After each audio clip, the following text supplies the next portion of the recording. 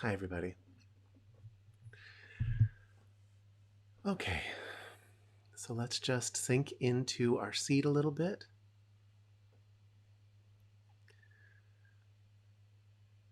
Just get in touch with your breath.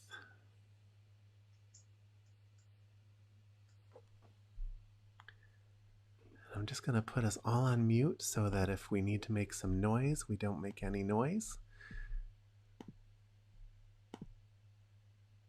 All right. For anybody new tonight, if you have questions, you're always welcome to unmute yourself and ask them. I just mute people at the get-go so that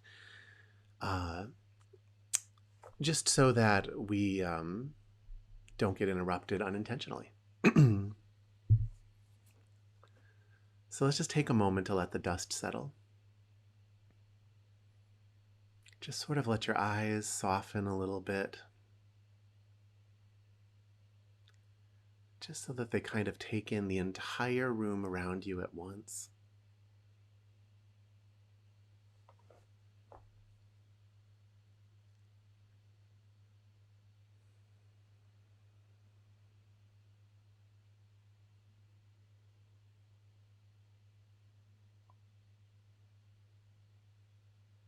And give yourself a chance to kind of step out of the busyness of your day into a space of unconditional patience, where you just let go of time completely. I'll keep track of time for you while you're away.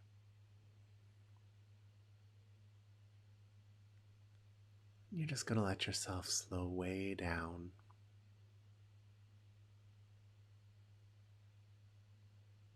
As you just kind of bring your senses back to this room.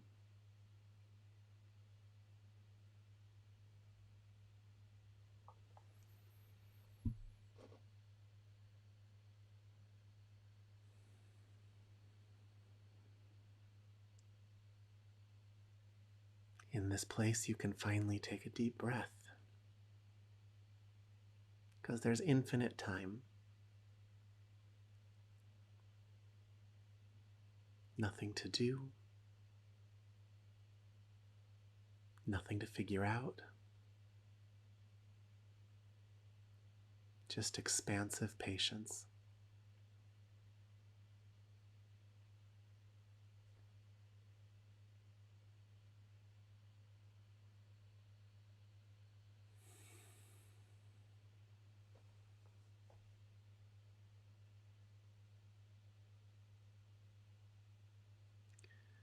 Now, from this place, we're going to enter into meditation.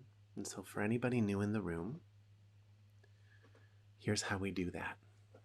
First, what is meditation?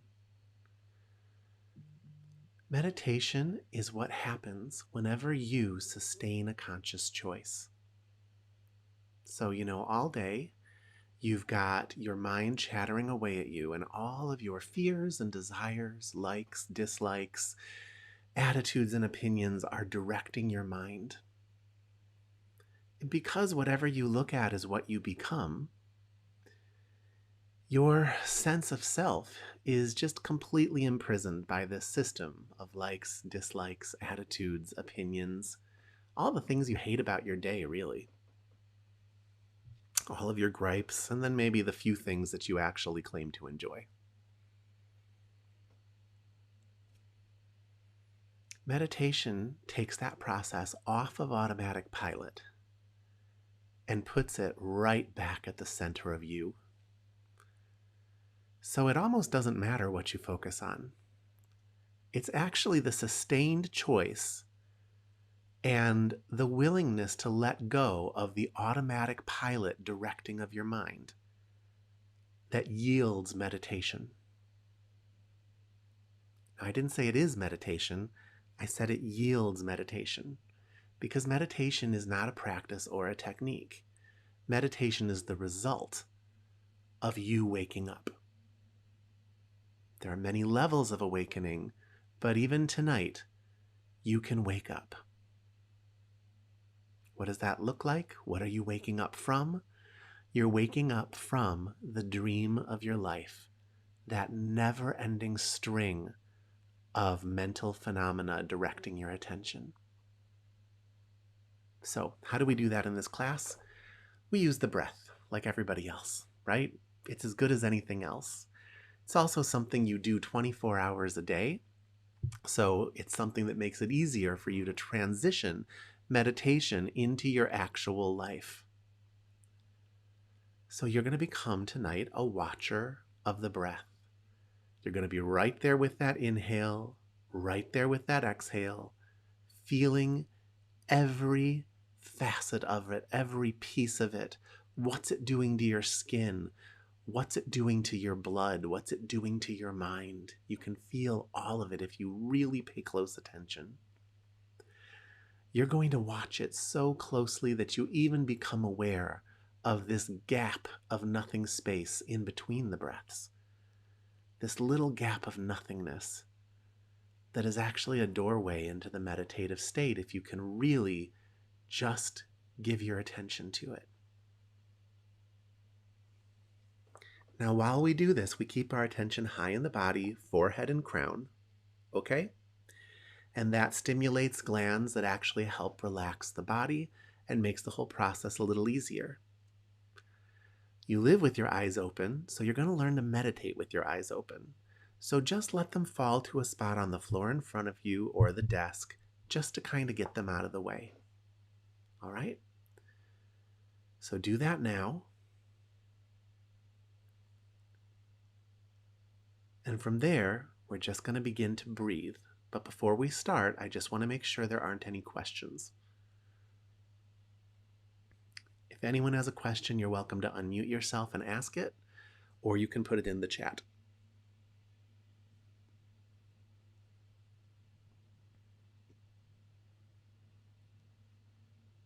Okay, great.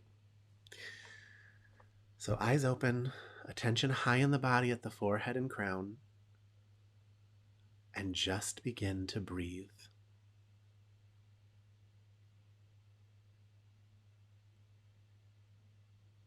You're right there with your breath, 100% given to the breath. And when your attitudes, opinions, likes, and dislikes come to try and steal you away from that, you just gently return, gently return, gently return to the breath. Let's do that for a while and then we'll talk a bit.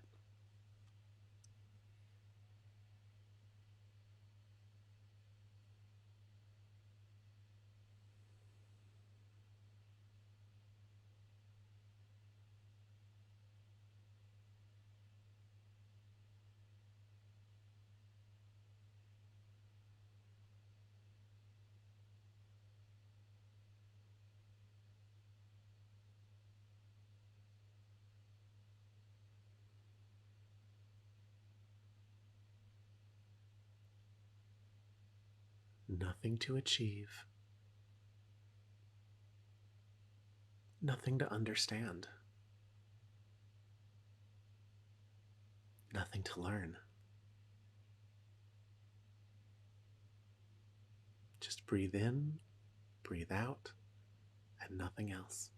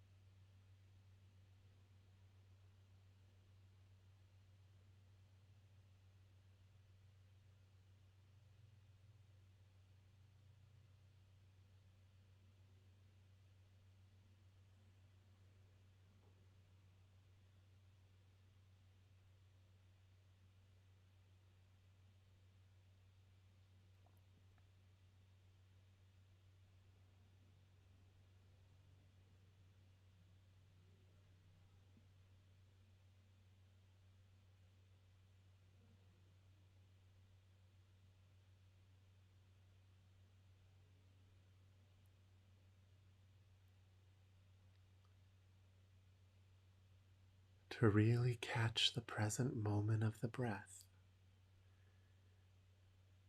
you're going to have to slow yourself way down.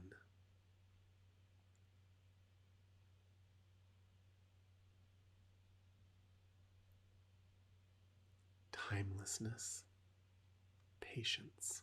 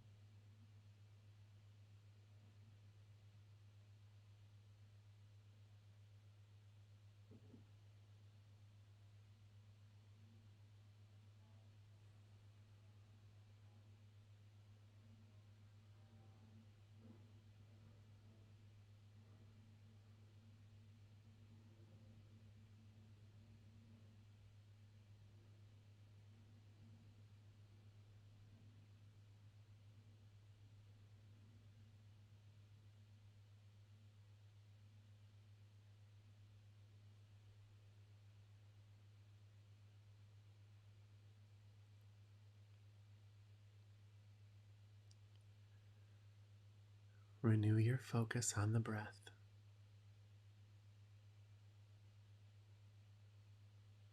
Make it sharp, open, and clear.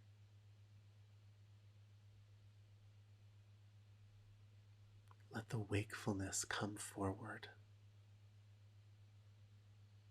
not through rigidity, but through invitation.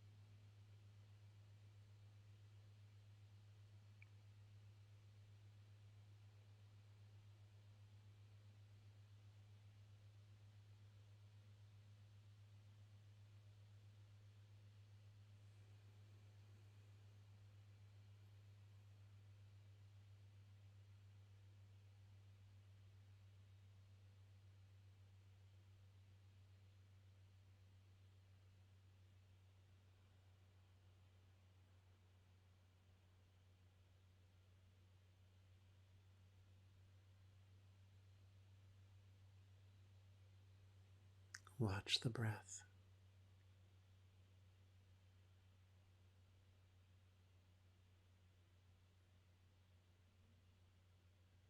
You have to let go of everything else.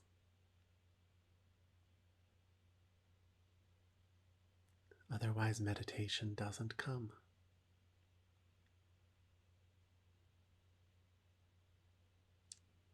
Nothing held back.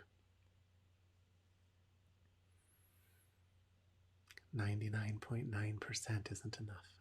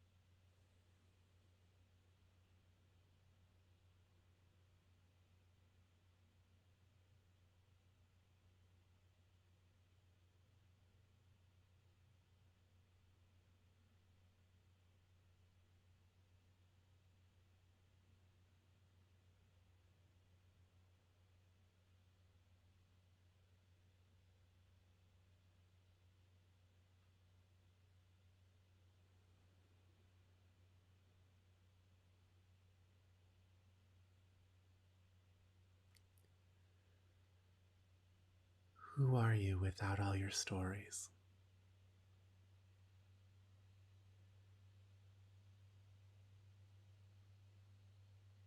Who is this being that is watching the breath?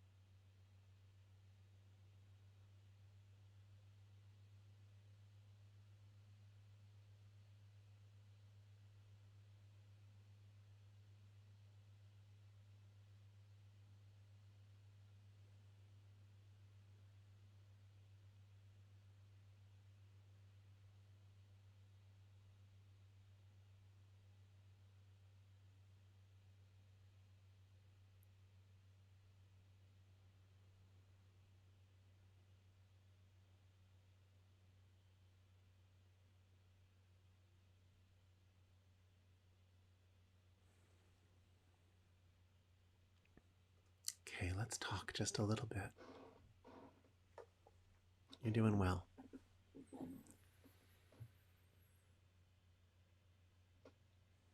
Meditation is a wrinkle in the fabric of your stories.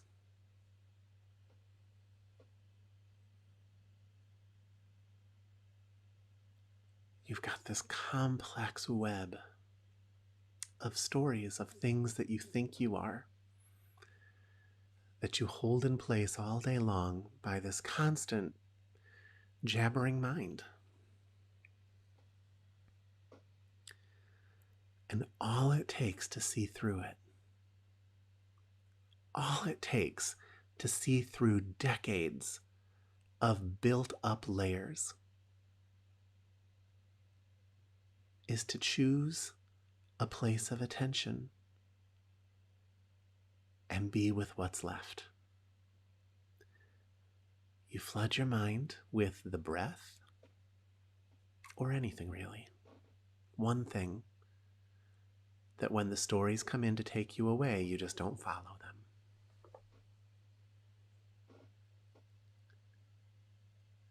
That's how close your purest, cleanest self is. It's a simple, sustained shift in the attention.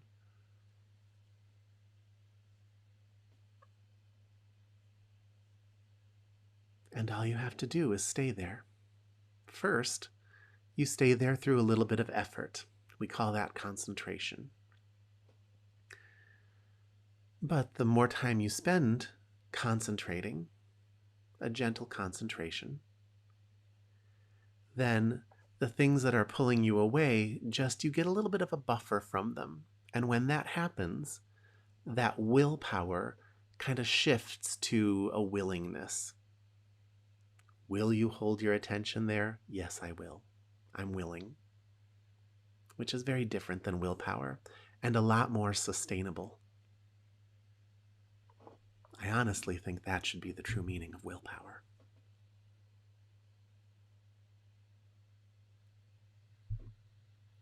And why do we do that? Because most people are covered in so many layers. They have no idea what they actually are. They think they are whatever crazy system of stories they've managed to fall into.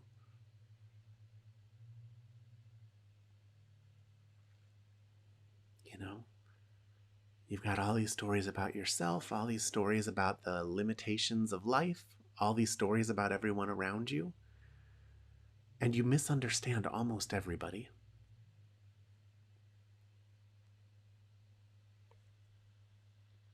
This is a road out of that. At first, it just looks like peace, because you haven't really caught the implications of it yet. But the more time you spend there, the more time you spend in silence, you start to see how life responds to mind and how life responds to silence. You start to see differences in how the world responds to you.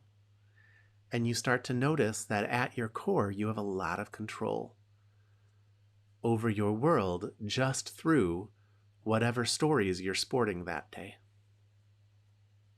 You see it. You know, you come to see that you have a lot of control over your feeling. It's a simple shift in the attention, because you leave meditation feeling great, and then all of a sudden, a story comes in, and if you let your attention latch onto it, all those feelings flood back into you, even though the story has nothing to do with this moment. There's nothing to do about it. It's stuff that might happen tomorrow or might not happen. Maybe it happened 10 years ago. And so you're suffering over something that's frankly not relevant to the moment you're living. This is the norm. This is everybody in this world.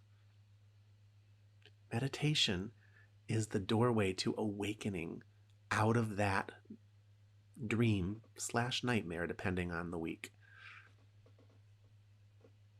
It gets you out of that rut. And the more times you see it,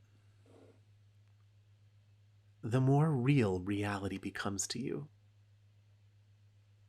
And there's a moment that happens for people after they've been doing this a while, after they've really given a lot of themselves to this practice and really just kind of showed up for it on a regular basis. You know, people who don't let that flame go out. They just keep showing up to someone who can light that flame for them. It's a moment where all of a sudden you see something that you've seen a million times, but you see it so clearly that suddenly there's this fundamental shift where the silent reality that has always kind of been in the background that you've been becoming aware of shifts. And it's like it becomes the foreground, and you have this deep visceral knowledge that none of the stuff that's happening in your world is real.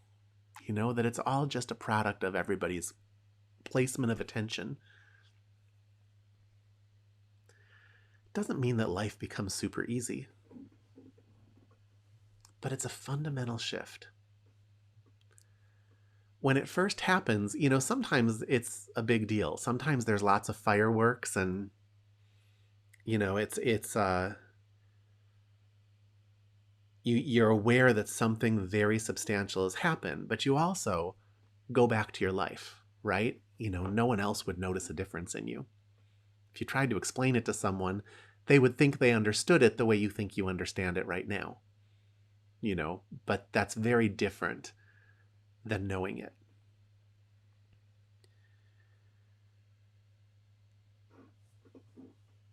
In shamanism, my teacher used to call that the irreversible way.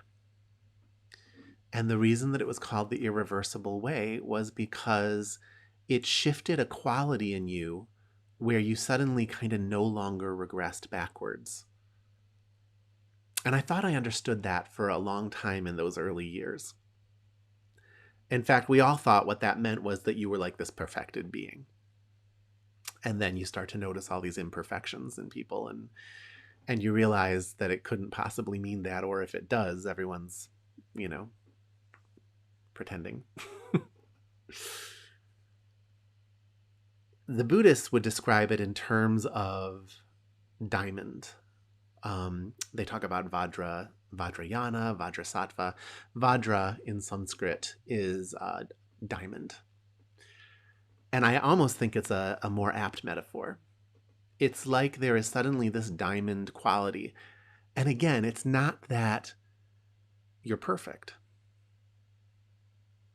but there is a part of you now that is somehow indestructible. You know what's real, and it can't really be taken away from you. That's the big shift. You know it in a way where it doesn't disappear. And so when that happens, suddenly everything in your life becomes a learning experience. And you still have all the lessons that you came here to learn, right? You still have all these difficulties to go through, and rough people, misunderstandings, downright abuse here and there. But one of the best things and one of the worst things is that you are somewhat indestructible. Not physically indestructible, but I mean, it's not real. And so it is different. It's still painful. You still are working with it and trying to get past it. But it's different. And what really happens at that time is every single one of those things actually intensifies for a period of time. And one of the reasons that it intensifies is because when you are a focused person, everything's intensified.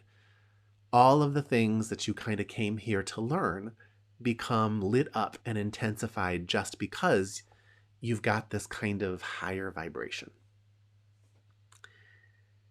The consequences of your thoughts and your attention are greater. Things manifest more quickly.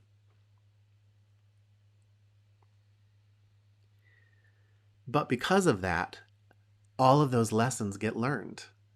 Because instead of breaking down over and over again, you are actually standing wide awake in the face of them. You're not running from them. You're just trying to figure out the best way to serve. And that's very different. It's very different than what things were like earlier, where, you might not survive it. So that's a difficult thing because life is challenging. Life is difficult. You're not here to just skip around and not work. It's not the name of the game. And people who do that, they don't end up very fulfilled. It's fine. It's up to them. But if you think life feels kind of hard, it's because it is. And that's a beautiful thing. Because every single strength you will acquire is going to be acquired through challenge. Everything worth learning, expanding into, and growing will be acquired through challenge. And if you can get yourself into that space where the diamond state is real for you, you'll still have all your karma, but you'll be able to withstand it in a way where you don't break into a million pieces. And there are times where you're already there. There are moments where you can withstand it. And you have a choice to crap out early or to just open yourself up and deal with what's in front of you to deal with. You know, in shamanism, we also talk about the teachings on the petty tyrant. And this was a very old shamanic technique where people would find themselves, you know, in a situation that was just kind of enslaving them. And they would use it for their spiritual growth. They would use it to be, you know, to become more vigilant, to become more aware of their opportunities and freedoms and advantages, and they would use it to become victorious over their problems. You know, whereas other people would just break down in the face of a bad circumstance. It's funny, the two lives actually look quite similar from the outside, but they're different in ways most people can't understand. Very simple ways, but ways people can't really understand until they've let go of those stories and seen what's real underneath them. So I say that to you now, really to inspire you to meditate. You need to spend time in reality. And reality is just a shift in the attention away. If you're not doing it every day, start with 15 minutes. You can handle anything for 15 minutes. Go ahead and suck at meditation for 15 minutes a day. And when it starts to feel good and you start to become curious about it, follow that curiosity and use that as your reason to expand your time. Go up to 2 15-minute intervals a day. Try sitting for 45 minutes. See what that looks like. Try coming to a class like this, and that awakened, clear state that you leave with, see how long you can keep it without me. Can you keep it to the next class? Can you notice the moment you lose it? Can you write down what you gave it up to?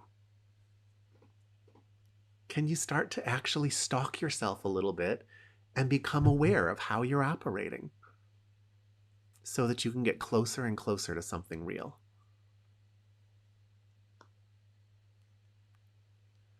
So that you can someday step in to an irreversible way. Step into a diamond state. Step into a place where your remaining lessons are learned as efficiently as humanly possible. That's my invitation to you tonight. And I just wanted to bring that up because I don't hear people talk about it very much. And it's something I don't talk about a lot because it's at this point just a part of everything I do. Doesn't mean I don't have hard times. Doesn't mean I don't suffer and really desperately want to get out of difficult spots in my life. I do. But I also stay open in the face of them and do the work.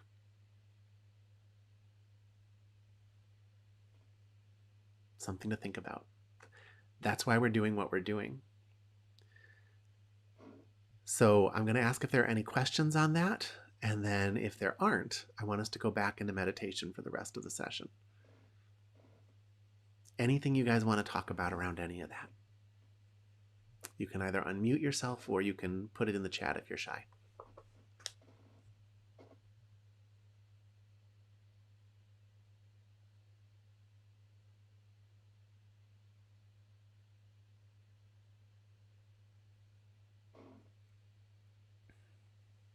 Okay. So we're going to go back to becoming a watcher of the breath. rather than a puppet of the mind, a watcher of the breath rather than a puppet of the personality. Shift your attention, and when the mind comes in to steal you back, just don't go there.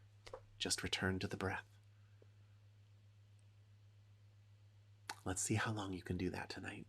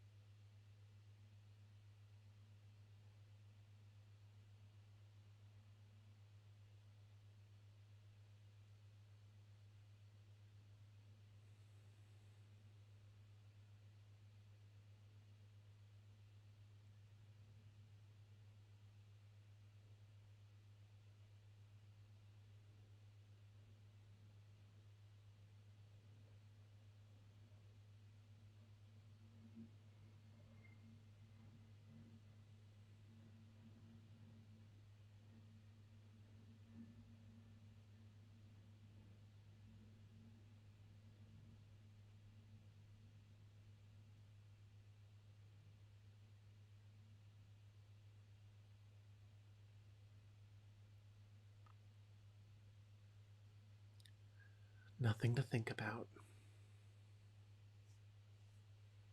Everything you heard will still be there. Just focus on the breath.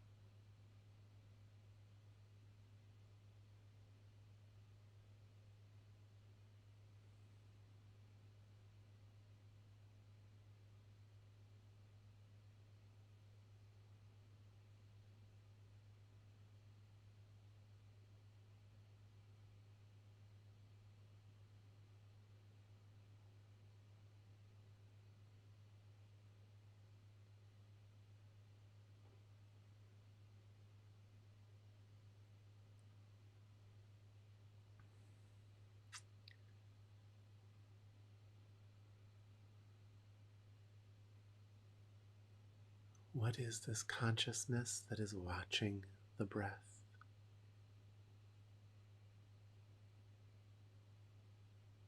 Who is this watcher?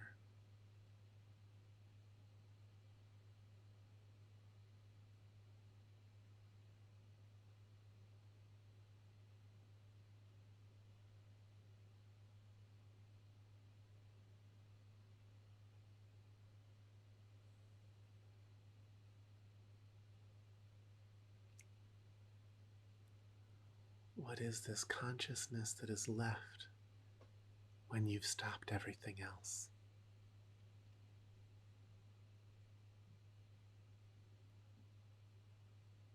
What is this vast everything that is left?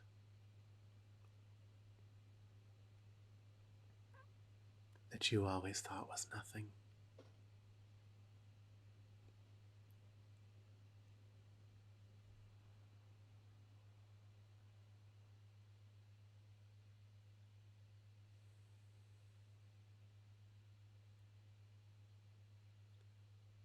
What is your actual nature?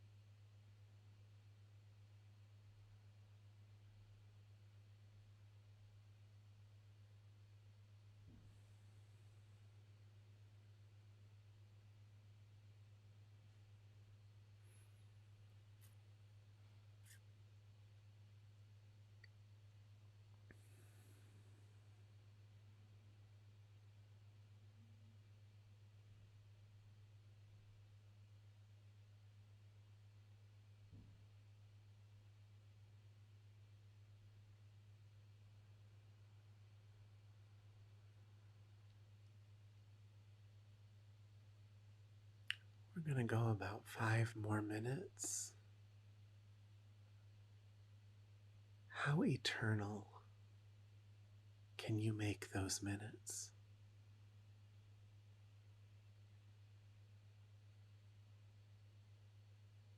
You can handle anything for 5 minutes. Can you let go of time entirely?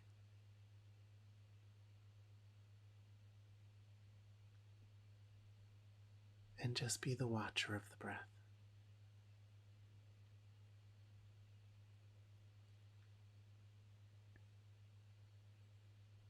Renew your focus and commit.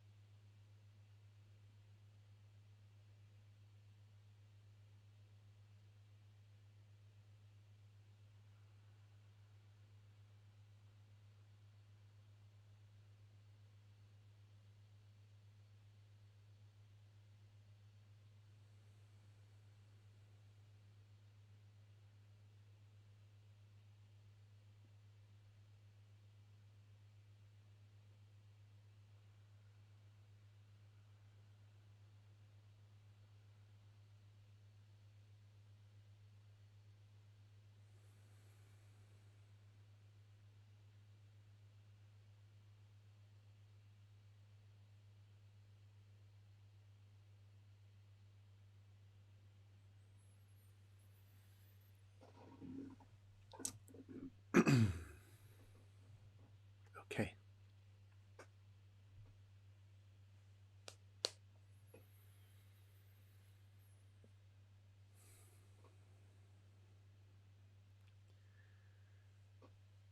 If meditation isn't sacred, I don't know what is. This is the doorway to actually knowing you, the real you, unfiltered you. And it's a simple shift in the attention that almost nobody will ever do. Set your bar. What's it going to be? 15 minutes? Make it doable. 15 minutes once a day is better than an hour a week. Way better, actually.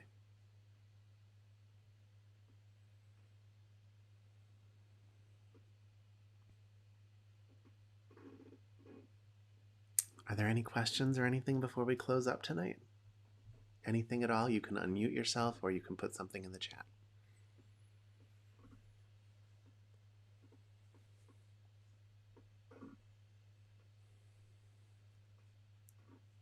And to any newcomers, it's nice to have you. Please come back.